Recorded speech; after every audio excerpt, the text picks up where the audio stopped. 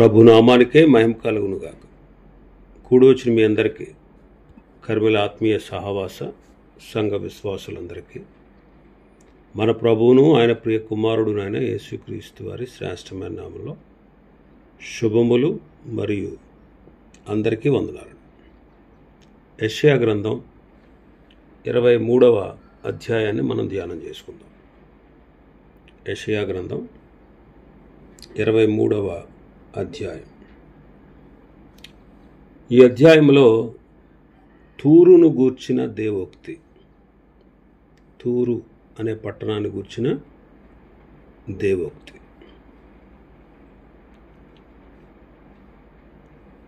తూరు నగరం భవిష్యత్తును గూర్చి తెలియజేసే నగరాలు కొన్ని పరిశుద్ధ గ్రంథంలో ఉన్నాయి. ఆ కాలంలో, యెషయా కాలంలో తూరు చాలా ప్రాముఖ్యత చెందిన నగరం. మధ్యధర సముద్ర తీరాన ప్రధానమైన ఓడరేవు అన్నమాట. నగరంలో కొంత భాగం సముద్ర తీరాన నిర్మించబడింది. క్రీస్తు పూర్వం 572లో బబులోను రాజు అయిన నెబుకద్నెజరు దానిని ధ్వంసం చేశాడు. నగరంలో కొంత భాగం 2 లంక ప్రాంతాలపైన కట్టారు. ఈ భాగాన్ని క్రీస్తు పూర్వం 332లో అలెగ్జాండర్ ధ్వంసం చేశాడు. దేవుడు అన్య జనాంగాలకు తీర్చిన తీర్పులలో ఈ తూరుకు కూడా తీర్పు తీర్చాడు. అష్షూరు సైన్యం, బబులోను సైన్యం ద్వారా భక్తిహీనత జరిగించినటువంటి పట్టణాలకు తీర్పు తీర్చాడు. ఇప్పుడు తూరు గొప్ప వ్యాపారం ద్వారా పాపం జరిగించినటువంటి దానిపైన దేవుడు తీర్పు తీర్చుతున్నాడు. తూరు, సీదోను ఈ ప్రాంతాలు ఇశ్రాయేలీల దేశానికి ఉత్తరాన మధ్యధర తీర ప్రాంత దేశాలన్నమాట. ఓడలు, వర్తకులు, వ్యాపార లాభం, గొప్ప వాణిజ్యానికి ఈ ప్రాంతం ప్రసిద్ధి చెందింది. యెషయా ప్రవచించింది 713, 714 సంవత్సరాల్లో. ఆ తర్వాత 140 సంవత్సరాలకు నెబుకద్నెజరు దానిని ధ్వంసం చేశాడు. ఆ ప్రవచనం అప్పుడు నెరవేరింది. మొదటి వచనం: తూరును గూర్చిన దేవోక్తి.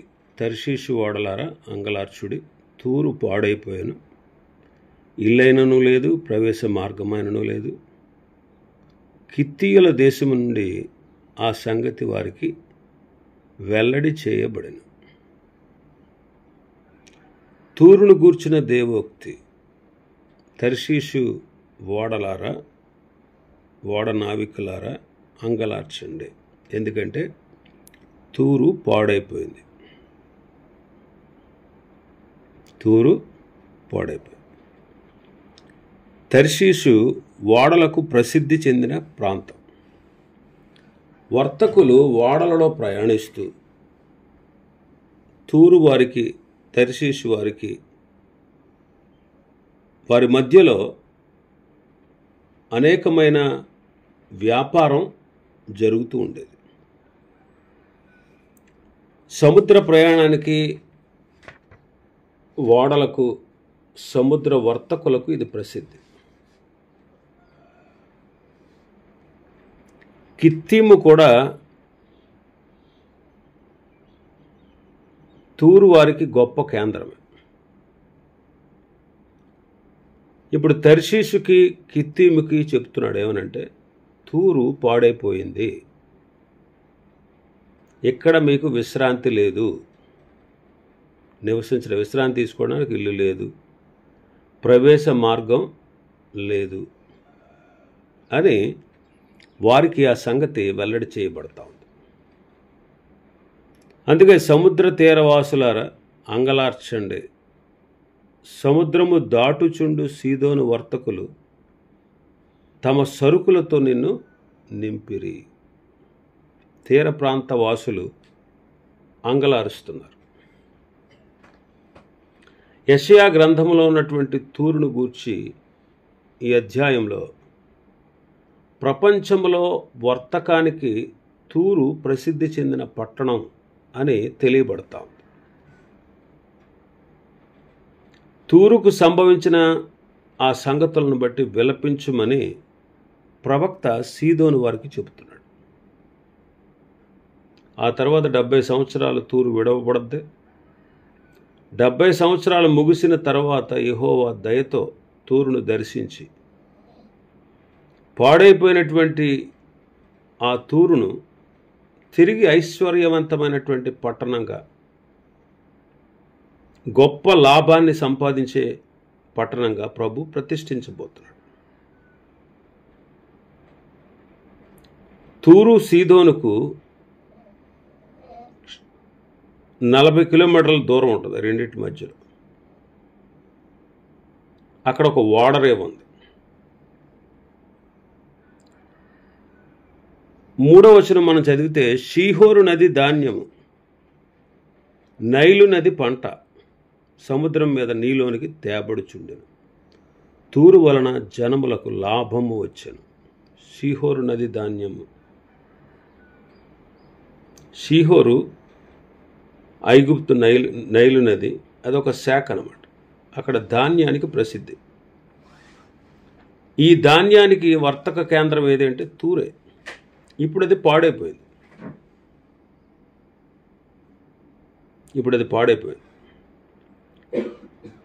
4వ వచనం చదివితే, సీదోను సిగ్గుపడుము, సముద్రము సముద్రదుర్గము మాట్లాడుచున్నది. నేను ప్రసవ వేదన పడని దానను, పిల్లలు కనని దానను, యవ్వనస్తులను పోషింపని దానను, కన్యకలను పెంచని దానను అంటాడు. సముద్ర దుర్గం అంటే తరతరాలుగా రాతి మీద కట్టినటువంటి నగరం అన్నమాట. ఆ రాతి మీద కట్టిన భవనం, ఆ నగరం చుట్టూ నీరు ఆవరించి ఉండడం చేత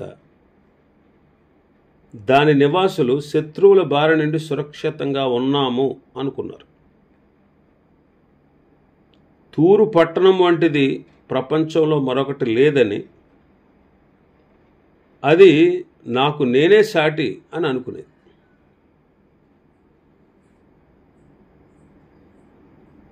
అయితే తూరు పాడైపోయింది. సీదోను మౌనంగా అంగలార్చుచున్నది.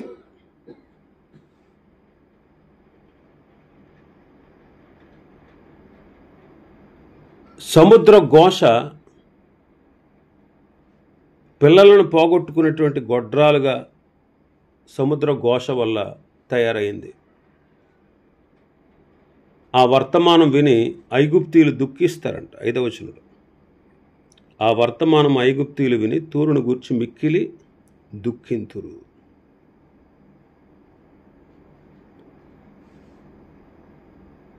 తూరుకే ఇలాగ జరిగితే నా గతి ఏమవుద్ది అని ఐగుప్తు అంగలార్చిందంట. 6వ వచనంలో చూస్తే, తర్షీషుకు వెళ్ళుడి, సముద్ర తీరవాసులారా అంగలార్చుడి అంటాడు. ఐగుప్తు తనతో బహు లాభసాటి వర్తకం కొనసాగించిన గొప్ప వ్యాపార కేంద్రమైనటువంటి తూరు లేకపోవడం వల్ల ఐగుప్తు చింతిస్తూ ఉంది.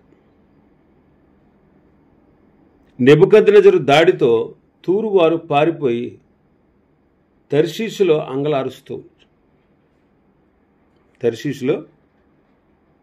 అంగలారుస్తున్నారు. 6వ వచనం మనం చదివితే, తర్షీషునకు వెళ్ళుడి, సముద్ర తీరవాసులారా అంగలార్చుడి.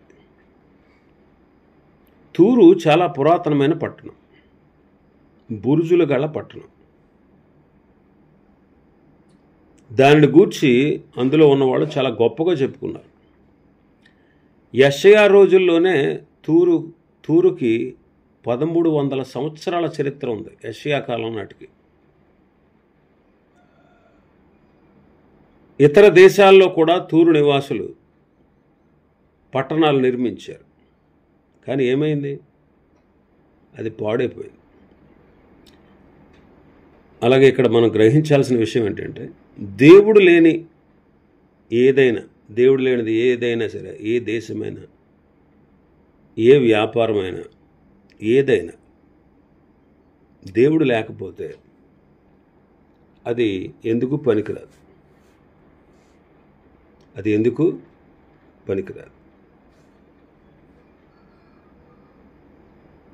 అందుకే యాకోబు గారు అంటాడు, నేడైనా రేపైనా ఒకనొక పట్టణానికి వెళ్ళి అక్కడ ఒక సంవత్సరం ఉండి వ్యాపారం చేసి లాభం సంపాదించుకుందాం రండి అని చెప్పుకునేవారులారా, రేపేమి సంభవించునో మీకు తెలియదు. మీ జీవం ఏపాటిది, మీరు కొంతసేపు కనబడి అంతలోనే మాయమైపోవు ఆవిరి వంటి వారే. దేవుడు లేకపోతే అంతే. అది ఏ పట్టణమైనా, ఏ వ్యక్తి అయినా, ఏ కుటుంబమైనా, ఏ దేశమైనా, ఏ ప్రాంతమైనా, ఏ వ్యాపారమైనా అది పాడైపోతుంది. ఇంకా మనం చూస్తే 8వ వచనం నుంచి 14వ వచనం వరకు తూరుపై తీవ్రమైన తీర్పు, ఇలాగ తూరు నాశనమైపోవాలనేటువంటి తీర్పు దేవుడే నిర్ణయించాడు. దాని వర్తకులు రాజసమానులు, దాని వ్యాపారులు భూనివాసుల్లో గనులు. కిరీటములు ఇస్తూ ఉండేది తూరు అందరికీ. మరి ఇలాంటి తూరు పాడైపోవడానికి ఎవరు ఉద్దేశించారు? సర్వ సౌందర్య గర్వాతిశయమును అపవిత్రపరచుటకును, భూమి మీద ఉన్న సర్వఘనులను అవమానపరచుటకును సైన్యములకు అధిపతియగు యెహోవా ఎలాగూ చేయనుద్దేశించాను. మరి ఎవరు చేయాలనుకున్నారు? ఇది దేవుడే చేయాలనుకున్నాడు. ఈ తూరును గురించి తీర్పు తీర్చి దాన్ని నాశనం చేయాలని ఉద్దేశించింది దేవుడే. దాని వర్తకులు రాజసమానులంట, అంటే రాజులు అన్నమాట. దాంతో వర్తకం చేసేవాడు. దాని వ్యాపారులు భూనివాసుల్లో గనులు. మరి వాళ్ళు చేసేటువంటి వ్యాపారం వల్ల, దాని వర్తకం వల్ల చాలామంది గొప్పవాళ్ళు అయ్యారు, రాజులు లాంటి వారు అయ్యారు. కిరీటాలు ఇచ్చేదంటది. కిరీటములు ఇచ్చుచుండు తూరు అంటాడు. సౌందర్య గర్వాతిశయం కలిగినటువంటిది. ఇలాంటి తూరును నాశనం చేయాలని ఉద్దేశించింది దేవుడే. నాశనం చేయాలి. కారణం వాళ్ళ గర్వం, సౌందర్య గర్వాతిశయం. అందువల్ల దేవుడు దానికి తీర్పు తీర్చాడు. మరి దేవునికి చెందవలసిన ఘనత దేవునికి దక్కాలి. నా మహిమను నేను ఎవరికి ఇచ్చివాడును కాను, నాకు చెందవలసినటువంటి ఘనతను విగ్రహములకు చెందనీయను అంటాడు ఆయన. గమనించండి, ఎందుకని అలా చెప్పాడు ఆయన అంటే, సర్వాన్ని సృష్టించినవాడు ఆయనే, నిన్ను నన్ను కలగజేసినవాడు ఆయనే. ఈ భూమి మీద అనుభవిస్తున్న ప్రతీది కూడా ఆయన నీకు నాకు ఇచ్చిన దానం. మరి ఇవన్నీ అనుభవిస్తూ వీటన్నిటినీ మనం పొందుకుంటూ మనం ఆయన లెక్క చేయకపోతే, ఇచ్చినటువంటి దేవుణ్ణి నువ్వు లక్ష్య పెట్టకపోతే అది గర్వం కదా. అలాంటి గర్విష్ఠులకు తప్పనిసరిగా శిక్ష ఉంది. మరి దేవునికి మాత్రమే ఘనత చెందాలి. ఈ లోకంలో కలిగిన వాటిని బట్టి మనం ఎన్నడూ అతిశయించకూడదు. తర్షీషు తూరు అందరికీ కిరీటాలు ఇచ్చిందంట. అందరికి కిరీటాలు ఇచ్చింది. లోకం ఎన్నో కిరీటాలు ఇస్తుంది మనకు. అపవాది కూడా ఎన్నో కిరీటాలు ఇస్తాడు. అవి మనకు గొప్పవి కాదు, వాటి వల్ల మనకు ఉపయోగం లేదు. అవి మన నష్టానికి, నాశనానికి, నరకానికి పాత్రలుగా చేస్తాయి. కానీ ప్రభువైన యేసుక్రీస్తు వారు ఇచ్చే కిరీటాలు నిన్ను అతిశయింపజేస్తాయి, నిన్ను రక్షిస్తాయి, నిన్ను పరమునకు చేరుస్తాయి, నిన్ను నిత్య శిక్ష నుంచి తప్పిస్తాయి, నిత్య జీవాన్ని స్వతంత్రించుకునేటట్లుగా చేస్తాయి. ఇంకా 10వ వచనం నుంచి మనం చదివితే దేవుడు తన చిత్తాన్ని జరిగించేవాడని అర్థమవుతుంది. తర్షీషు కుమారి, నీ దేశమునికి ఇక నడికట్టు లేకపోయాను, నైలు నది ప్రవహించినట్లు దాని మీద ప్రవహించు. ఆయన సముద్రం మీద తన చేయి చాపాను, రాజ్యములను కంపింపజేసి కనాను కోటలను నశింపచేయుటకు యెహోవా దాన్ని గూర్చి ఆజ్ఞాపించాను. మరియు ఆయన సీదోను కన్యక చెరపట్టబడినదానా, నీకికను సంతోషం ఉండదు, నీవు లేచి కిత్తీమునకు దాటిపోము, అక్కడనైనా నీకు నెమ్మది కలగదు. ఇదిగో కల్దీయుల దేశాన్ని చూడు, వారికను జనముగా ఉండరు. అశ్షూరీయులు దానిని అడవి మృగములకు నివాసంగా చేసి ఉన్నారు. వారు కోటలు కట్టించి దాని నగరాలను పడగొట్టి ఉన్నారు. తర్షీషు ఓడలారా, అంగలార్చుడి, మీ దుర్గము పాడైపోయాను. తర్షీషు కుమారి, నీ దేశానికి ఇంకా నడికట్టు లేదు. ఆయన సముద్రం మీద తన చేయి చాపాడు, రాజ్యములను కంపింపచేస్తూ ఉన్నాడు. రాజ్యములు కనాను కోటలను నశింప చేయడానికి దేవుడు ఆజ్ఞాపించాడు. దేవుడు సార్వభౌముడు. రాజులను ఎక్కించగలడు, రాజులను గద్దె దించగలడు. ఒకరిని హెచ్చించువాడు, ఒకరిని తగ్గించువాడు. ఇక్కడ సీదోను కన్యక, నీకు ఇక సంతోషం ఉండదు అంటాడు. కన్యక అంటే పవిత్రాలని కాదు ఇక్కడ గొడవ, పవిత్రమైనదని కాదు, అది కూడా మానవ జాతికి చెందినది అనేటువంటి భావం అన్నమాట. ఎక్కడికి వెళ్ళినా నెమ్మది లేదు. కిత్తీముకు వెళ్ళినా అక్కడ నెమ్మది కలగదు. ఒకవేళ కల్దీయుల దేశాన్ని చూస్తే వారికి జనముగా ఉండరు. కాబట్టి అంగలార్చండి, మీ దుర్గము పాడైపోయాను అంటారు. కాబట్టి యెషయా కాలంలో అశ్షూరు బలమైన రాజ్యం, బబులోను శక్తివంతమైన రాజ్యం కాకముందు అశ్షూరు వారు బబులోను నాశనం చేశారు. క్రీస్తు పూర్వం 680లో సీదోనులో కూడా అదే జరుగుతుంది అని యెషయా ప్రవచిస్తూ ఉన్నాడు. మొదటిగా అశ్షూరు వారు, తర్వాత బబులోను వారు, ఆఖరిగా గ్రీకులు తూర్పు భాగాన్ని బహుగా నాశనం చేశారు. దేవుడు తీర్పరి, దేవుడు సర్వాధికారి. కాబట్టి ఆయన తనకిచ్చ వచ్చినట్లుగా సమస్తాన్ని నిర్వహిస్తాడు. అయితే 15వ వచనం నుంచి 18వ వచనం వరకు మనం చూస్తే దానిని మళ్ళీ తిరిగి సమకూర్చినట్లుగా మనం చూస్తాం. దేవుడు కొన్ని రాజ్యాలకు తీర్పు తీర్చిన తర్వాత వాటిని తిరిగి పునరుద్ధరించాడు. అలాగే తూరు కూడా పునరుద్ధరించబడింది. పునరుద్ధరించబడిన తర్వాత కూడా అది పాపంలోనే కొనసాగింది. ప్రభువైన యేసుక్రీస్తు వారి పాలనలో ఆయన దాన్ని ప్రతిష్ఠిస్తాడు. అందుకే 15వ వచనంలో ఒక రాజు ఏలుబడిలో జరిగినట్లు తూరు ఆ దినమున 70 సంవత్సరాలు మరుగుబడును, 70 సంవత్సరములు అయిన తరువాత వేశ్యల కీర్తనలు ఉన్నట్లు జరుగును. అంటే మరలా భూమి మీద ఉన్నటువంటి సమస్త జనులతో ఆ పట్టణం వ్యభిచారం చేస్తుంది. అంటే 70 ఏండ్ల తర్వాత దేవుడు తూరును దర్శిస్తాడు. అయితే నాశనానికి పాత్రమైన నగరాన్ని,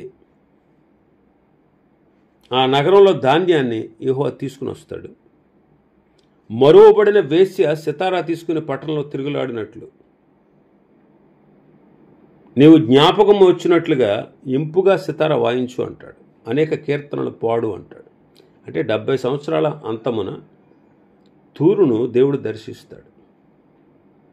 కోరెషు పరిపాలన కాలంలో యెరూషలేమును కట్టుటకు యూదులను విడిపించిన దేవుడు తూరు వారిని కూడా విడిపించాడు. వారు విడిపించబడి తూరు పట్టణాన్ని కడతారు. అయితే ఇది ఎలా సంభవిస్తుందో అనేది ఇక్కడ రాయబడలేదు.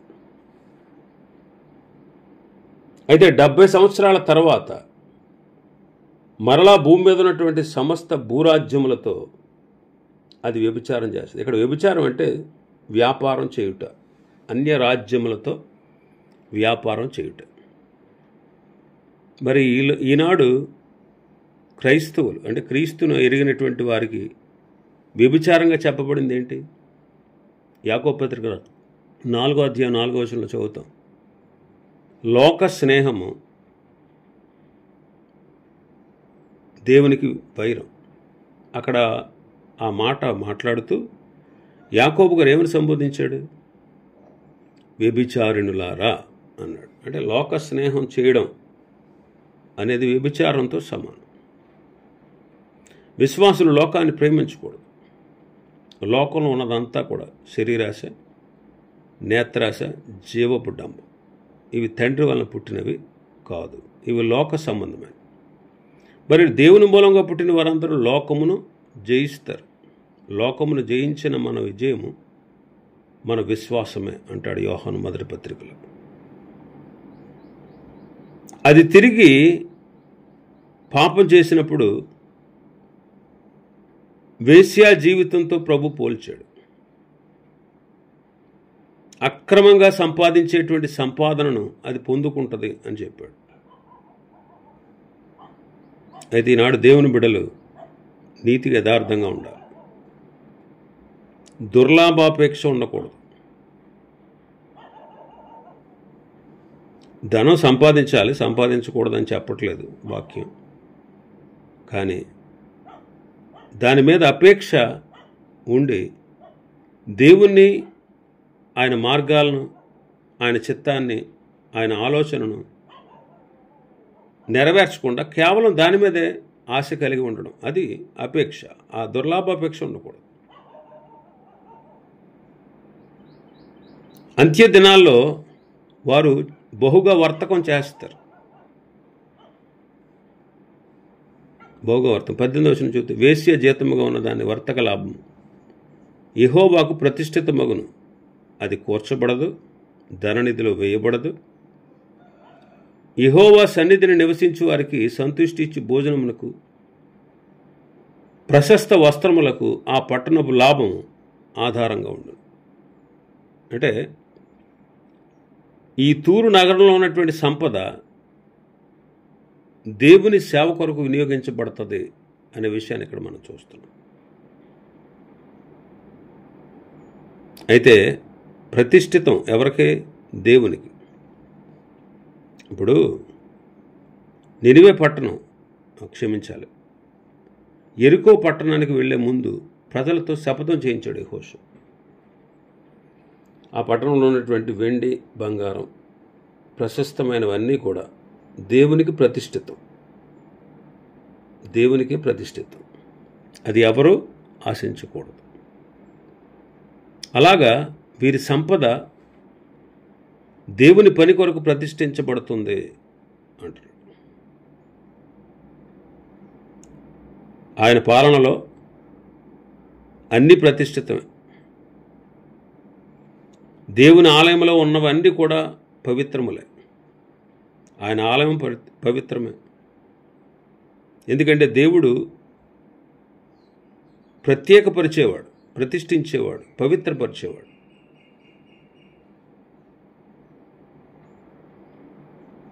ఈనాడు మనల్ని పరిశుద్ధపరిచి పవిత్రపరిచింది, ఆయన కొరకు ప్రతిష్ఠించింది ఆయన శిష్యులమైన మనల్ని.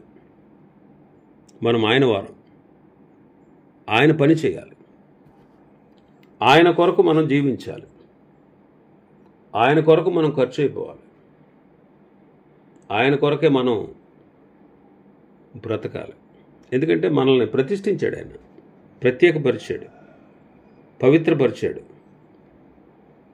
తన సొత్తుగా చేసుకున్నాడు.